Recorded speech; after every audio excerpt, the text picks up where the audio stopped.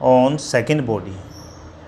तो the second body exert a force that is equal in magnitude and opposite in direction. यानी कि यदि कि यहाँ पर दिया गया है, यदि एक बॉडी दूसरी बॉडी पर फोर्स एक्सर्ट करती है तो दूसरी बॉडी भी पहली बॉडी पर उतना ही परंतु विपरीत डायरेक्शन में फोर्स अप्लाई करती है।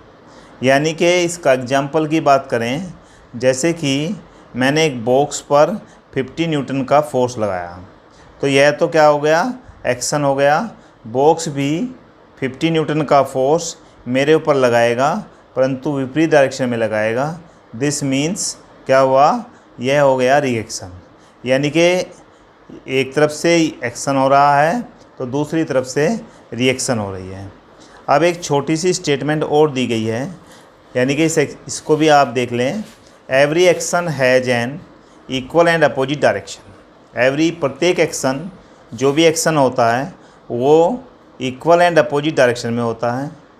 Force exerted by first body, जो फर्स्ट बॉडी के द्वारा फोर्स एक्सर्ट किया जाता है उसको एक्शन कहा जाता है। Force exerted by second body, और जो सेकंड बॉडी के द्वारा फोर्स एक्सर्ट किया जाता है उसे रिएक्शन कहा जाता है। अब देखिए, मैंने इसमें 3 एग्जाम्पल दिखाए हैं, मैं एक एक करके समझाता हूँ, आप समझिए। जैसे कि वॉकिंग, जब हम पैदल चलते हैं ये क्यों पॉसिबल है, पैदल चलना क्यों पॉसिबल है, ये थर्ड लॉ ऑफ मोशन की वजह से ही पॉसिबल है। हम इसका एक्सप्लेनेशन करें। हम पैर से ग्राउंड को पुश करते हैं, हमने पैर रखा और पैर से ग्राउंड को पुश किया। एरो देखिए, आपको दिख रहा होगा, इसमें एक एरो लगा हुआ है, वो एरो दिख रहा है आपको पुश करते हुए नीचे की तरफ, पीछे की तरफ एरो लगा हुआ है, एरो का निशान बनाया गया है, ये एक्शन हुआ। तो ये क्या हुआ, एक्शन हुआ। ग्राउंड भी इसके अपोजिट डायरेक्शन में रिएक्शन कर देगी और हमें आगे की ओर चला पाती है। देखिए, ग्राउंड ने रिएक्शन किया, उसका एरो ऊपर की ओर लगा हुआ है। इस तरह से हम क्या कर पाते हैं, चल पाते हैं। यदि वहाँ पर धरती हटा दी जाए, गड्ढा कर दिया जाए, एकदम से आगे हमारे गड्ढा आ जाए, तो क्या हम चल पाएंगे, नहीं। जब एक्शन तो कर दिया और रिएक्शन नहीं हुआ तो हम गिर जाएंगे। ऐसे ही सेकंड एग्जांपल दिखाया गया है, जंपिंग फ्रॉम बोट, बोट से हम जंप करके आगे आते हैं, तो उसके बारे में हम समझाते हैं। हम अपने पैरों को, देखिए इसमें भी एरो लगाया गया है, पैर से हमने क्या किया, एरो है की डायरेक्शन में मूव किया, पैर को एरो की डायरेक्शन में मूव किया, ये क्या है, एक्शन है। और इसके अपोजिट डायरेक्शन में बोट पर रिएक्शन होगी और बोट थोड़ा सा पीछे की ओर हटेगी और हम मूव करके आगे चले जाएंगे। तो यहाँ पर भी every action is equal to किसके, रिएक्शन के। एक और मैंने एग्जांपल दिखाया हुआ रॉकेट का।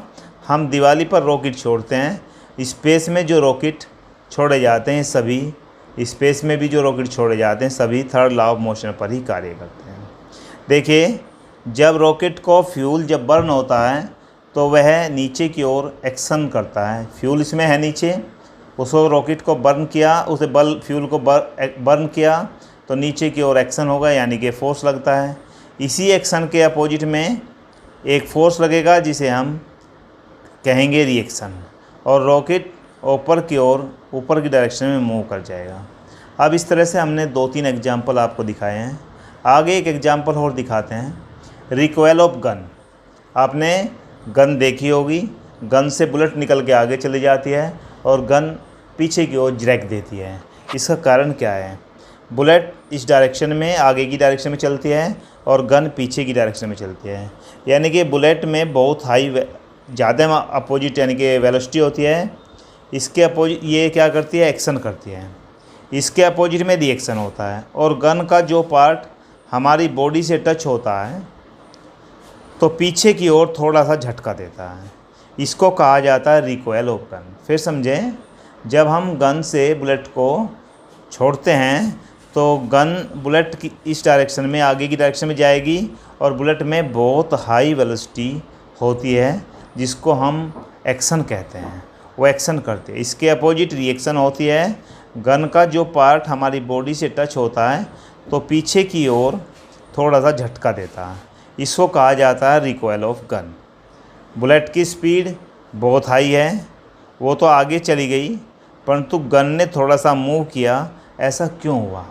अब आपके दिमाग में आया होगा बुलेट तो इतनी आगे चली गई पर गन ने थोड़ा सा मूव किया, ऐसा क्यों हुआ?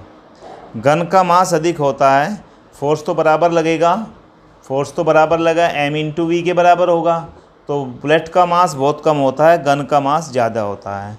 तो कम मास वाली बॉडी बड़ी और छोटी मास वाली, छोटी मास यानी कि मान लो उस पर लगा, दोनों पर हमने एक बड़ी है एक छोटी है, दोनों पर 50 न्यूटन लगा दिया, तो जो अधिक मास वाली बॉडी है वो कम दूरी यानी कि कम डिस्टेंस कवर करेगी। यही कारण है कि गन थोड़ा सा मूव करती है और बुलेट बहुत आगे चली जाती है और हमें उसमें झटका लगता है। अब हम एक एग्जांपल की और बात करते हैं, स्विमिंग। आपने कभी यानी कि स्विमिंग किया होगा, और स्विमिंग में क्या करते हैं, हम अपने हाथों से वाटर को एरो, देखिए जहाँ पर एरो लगा हुआ है, अपने हाथों से एरो की डायरेक्शन में क्या करते हैं, फोर्स लगाते हैं। यानी कि जिस डायरेक्शन में हमने पानी पर फोर्स लगाया, जहाँ एरो लगा दिया गया है, वो एक्शन होता है। इसके अपोजिट डायरेक्शन में, बिल्कुल अपोजिट डायरेक्शन में वाटर हमें पुश करता है, वाटर भी हमें पुश करेगा भाई, जिस पर हमने एक्शन किया वो पुश करेगा, रिएक्शन भी करेगा, उसे हम रिएक्शन कहते हैं।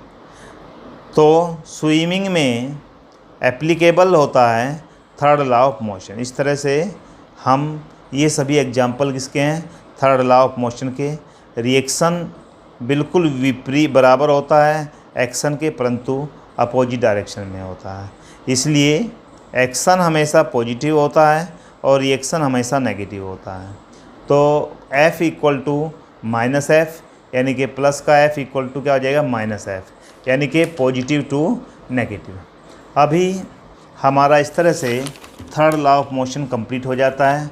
अब इसमें हमारा लास्ट कंसेप्ट बचा कंजर्वेशन ऑफ मोमेंटम। आप इसे ध्यान से समझें, वेरी इंपॉर्टेंट है, एग्ज़ाम में भी आ जाता है। अब कंजर्वेशन ऑफ मोमेंटम व्हेन 2 और more object act upon one another, जब 2 या 2 से अधिक ऑब्जेक्ट एक दूसरे पर क्या लगा रहे हैं, एक्ट कर रहे हैं, कार्य कर रहे हैं। Their total momentum remains constant, तो उनका टोटल मोमेंटम क्या रहता है, remains constant, provided no external force, जबकि उस पर कोई भी, ये शर्त है, कंडीशन है, उस पर कोई भी एक्सटर्नल फोर्स न लगाया गया हो। जब 2 या 2 से अधिक ऑब्जेक्ट एक दूसरे से टकराते हैं तो उनका टोटल मोमेंटम कांस्टेंट रहता है, बदलता नहीं। यानी इसका मीन्स हुआ टकराने से पहले दोनों ऑब्जेक्ट का टोटल मोमेंटम = होता है टकराने के बाद दोनों ऑब्जेक्ट का टोटल मोमेंटम। मैंने यहाँ पर एक ऑब्जेक्ट दिखाया गया है, एक A है, A का वेलोसिटी क्या है, u1 है, और मास कितना है, m1 है। अब दूसरी बॉडी B है, B का मास m2 है और वेलोसिटी u2 है, यानी कि इनिशियल वेलोसिटी पहले वाली की A की u1 है और B वाली की u2 है। आगे चले, दोनों एक ही एरो लगा हुआ है, दिख रहा होगा आपको, दोनों एक डायरेक्शन में मूव करती हैं। A की वेलोसिटी हाई है तो A कभी न कभी B से टकराएगा और टकराने के बाद क्या हो जाए, कोएल्ड हो जाएगा। जब देखिए आगे, मैंने आगे दिखाया है कि A और B आपस में टकरा गए, टकराने के बाद फिर अलग होते हैं। जब दो बॉडी आपस में टकराएंगी तो फिर अलग होती हैं, तो A और B फिर अलग से हो गई। टकराने से पहले A बॉडी का मास m1 था और इनिशियल वेलोसिटी u1 थी, और B बॉडी का मास m2 था और इनिशियल वेलोसिटी u2 थी। परंतु जब वे टकरा गए और टकरा के फिर अलग अलग हुए, तो पहले बॉडी का मास, A का मास तो m1 ही रहेगा और B का मास m2 ही रहेगा, बट वेलोसिटी चेंज हो जाएगी। अब वेलोसिटी पहले वाली की, A वाली की v1 हो गई और B वाली की v2 हो गई। इस तरह से हम देखेंगे initial momentum before collision = final momentum after collision. टकराने से पहले का मोमेंटम इक्वल है टकराने के बाद का मोमेंटम। तो m1 u1 + m2 u2 = m1 v1 + m2 v2। अब हमारा यही था law of conservation, very very important है। फिर समझ लीजिए M1U1 ए बॉडी का प्लस बी बॉडी का M2U2 इज इक्वल टू क्या हो जाएगा M1V1 प्लस M2V2। इसी के साथ चैप्टर हो जाता है कंप्लीट। और मैं उम्मीद करूंगा चैप्टर को सभी कंसेप्ट आपको समझ आ गए होंगे। यदि समझ में आए हैं तो वीडियो को अपने दोस्तों के साथ शेयर करें।